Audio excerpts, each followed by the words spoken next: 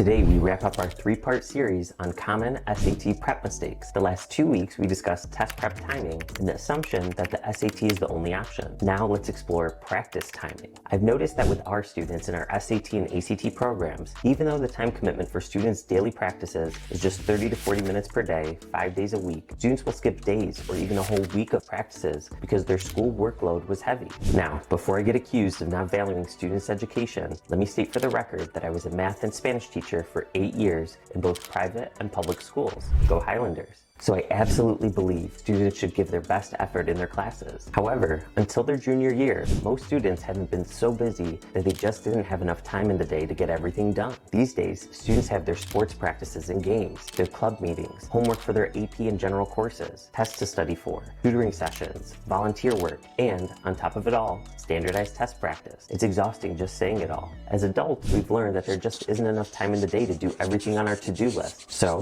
what do? We prioritize. We do the things that are going to move the needle the most first and learn to be okay with having some things unfinished in order to preserve our sanity and get enough sleep to not be running on fumes. By students' junior year, the GPA is pretty well established, for better or for worse.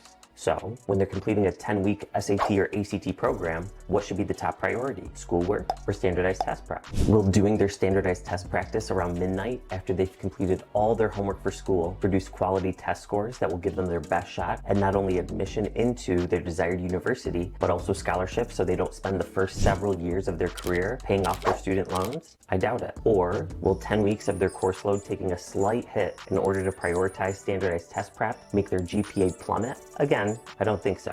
Well, that wraps up this series on common standardized test prep mistakes. Wishing you and your child great success along your standardized test prep journey. And remember, you got this.